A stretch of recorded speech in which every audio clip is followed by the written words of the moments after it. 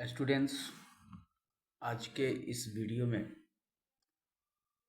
मैं तुम लोगों को बताने जा रहा हूँ आरएनए के बारे में। डीएनए के बारे में मैं तो तुम लोगों को पहले बता चुका हूँ, एक वीडियो में डाल चुका हूँ। आज जो मैं बात करने जा रहा हूँ डीएनए से आरएनए कैसे बनता है, इस बारे में मैं तुम लोगों को बताऊंगा। दरअसल आरएनए का निर्माण डीएनए से होता है और डीएनए के जिस प्रोसेस से आरएनए का निर्माण होता है उस प्रोसेस को हम ट्रांसक्रिप्शन कहते हैं। अब हमें ये जानना होगा कि ट्रांसक्रिप्शन क्या है और यह कैसे होता है। हमारे सेल के अंदर डीएनए पाया जाता है। डीएनए का फुल फॉर्म तुम लोगों को पता होगा, डीऑक्सीरिबो न्यूक्लियिक एसिड, और उसी से हमारे बॉडी में आरएनए न्यूक्लियस के अंदर बनता है।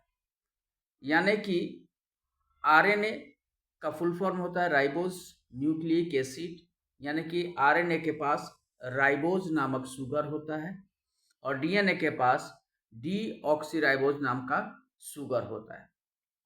जब हम अपने न्यूक्लियस के अंदर जाएंगे तो हमें अपना डीएनए मिलेगा, और जब हमारे डीएनए में कुछ स्पेसिफिक जीन्स होते हैं, डीएनए में क्या होते हैं, कुछ स्पेसिफिक जीन्स होते हैं जो एक्टिव होते हैं, और जब एक्टिव हो जाते हैं तो इन्हीं एक्टिव जीन के ऊपर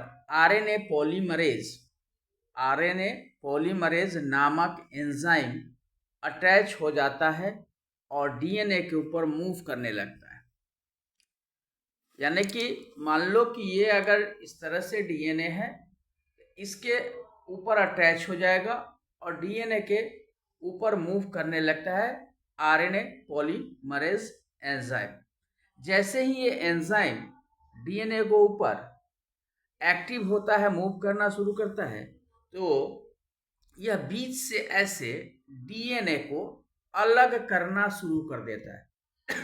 क्योंकि डीएनए डबल हेलिक्स होता है, डबल स्ट्रैंडेड होता है, तो क्या करता है, डबल स्ट्रैंडेड को बीच से जैसे ऐसे काट देना, फाड़ देना, तो बीच से जो ये एक दूसरे से जुड़ा हुआ है उस ज्वाइंट्स को, उस बाइंडिंग को अलग कर देता है और आरएनए का निर्माण करता है। अब डीएनए में तो तुमको पहले भी पता है कि डीएनए में कुछ कोड्स होते हैं, जो कोड्स ही सारा कुछ निर्भर डिपेंड करता है उस कोड्स के ऊपर। तो डीएनए में जो कोड मौजूद होते हैं वही यह डिसाइड करते हैं कि निर्मित होने वाला आरएनए के ऊपर जो नाइट्रोजेनस बेस है, यानी कि बने हुए आरएनए के ऊपर जो नाइट्रोजेनस बेस होते हैं वह किस ऑर्डर में होंगे, यह फैसला करेगा डीएनए के अंदर पाए जाने वाले कोड। जैसे AGTC हमने पहले बताया ना, कोड पाए जाते हैं, वो कोड डिसाइड करता है कि आरएनए के जो नाइट्रोजनस बेस होंगे वो किस ऑर्डर में होंगे। बस डिफरेंस सिर्फ इतना होता है, अंतर सिर्फ इतना होता है कि आरएनए में थायमिन होता है, टी से थायमिन होता है, लेकिन सॉरी, डीएनए में थायमिन होता है, लेकिन आरएनए में थायमिन की जगह यूरासिल होता है। थायमिन की जगह यूरासिल होता है। बाकी का जितना भी होता है वो सेम होता है, जैसे गुआनिन हो गया, एडेनिन हो गया, साइटोसिन हो गया, ये सब एक जैसा होता है। सिर्फ डीएनए में जो थायमिन होता है उस थायमिन के जगह पर आरएनए में यूरेसिल हो जाता है। डीएनए से आरएनए की बनने की जो प्रक्रिया होती है, डीएनए से जो आरएनए की प्रक्रिया होती है बनने की, वही प्रक्रिया, वही प्रोसेस जो होता है वह ट्रांसक्रिप्शन कहलाता है। अब आरएनए को न्यूक्लियस से बाहर निकलने से पहले, आरएनए को न्यूक्लियस से बाहर निकलने से पहले उसके ऊपर कुछ प्रोसेस होते, उसके ऊपर कुछ प्रोसेस होते जैसे कि मान लो कि ये प्रोसेस क्या होता है, तो आरएनए जब ऐसे फाड़ के डीएनए को ये करके जब आरएनए बनता है, तो उस कंडीशन में क्या हो जाता है कि कुछ अनवांटेड पार्ट भी कुछ अनवांटेड पार्ट भी आरएनए के साथ अटैच हो जाते हैं। तो इस प्रोसेस में क्या होता है कि उस अनवांटेड पार्ट को काटकर अलग किया जाता है और फिर से जोड़ दिया जाता है और एक आरएनए का निर्माण किया जाता है। उसके बाद यह आरएनए न्यूक्लियस के बाहर आता है।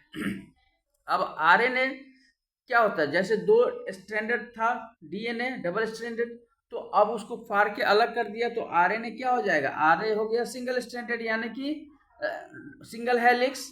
अब उसके अंदर जो होगा वो क्या होगा, हाँ, जो हेलिक्स जो होगा, जो उसका जो हेलिक्स होगा वो हेलिक्स बना होता है फॉस्फेट शुगर मॉलिक्यूल का। वो हेलिक्स जो बना होता है फॉस्फेट शुगर का बना मॉलिक्यूल का बना होता है, और इसके ऊपर ही नाइट्रोजेनस बेस के मॉलिक्यूल ऐड होते हैं। इसके ऊपर ही नाइट्रोजेनस बेस के मॉलिक्यूल ऐड होते हैं। अब डीएनए से जो आरएनए बनता है, डीएनए से जो आरएनए बना, ये आरएनए कितने प्रकार के होते हैं, तो ये आरएनए 3 प्रकार के होते हैं। ये आरएनए 3 प्रकार के होते हैं। पहला मैसेंजर आरएनए, मैसेंजर जिसे हम एमआरएनए के नाम से जानते हैं। दूसरा ट्रांसपोर्ट आरएनए जिसे हम टीआरएनए के नाम से जानते हैं। और आरआईआरएनए यानी कि राइबोसोमल आरएनए। ये 3 आरएनए पाया जाता है। अब न्यूक्लियस के अंदर मैसेंजर आरएनए पाया जाता है। मैसेंजर आरएनए से टीआरएनए ट्रांसपोर्ट आरएनए अटैच्ड होता है और टीआरएनए से आरआरएनए अटैच्ड होता है। तो मैसेंजर आरएनए का स्ट्रक्चर अलग होता है और टीआरएनए का अलग स्ट्रक्चर जो होता है वो अलग होता है, और ये दोनों न्यूक्लियस के अंदर पाए जाते हैं।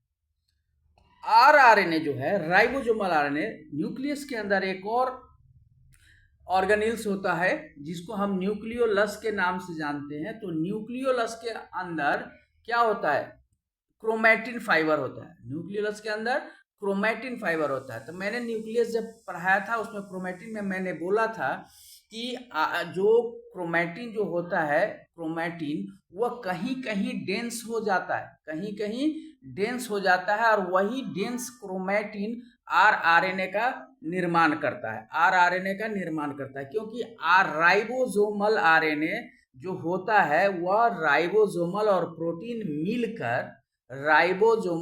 प्रोटीन मिलकर राइबोसोम का फॉर्मेशन करते हैं।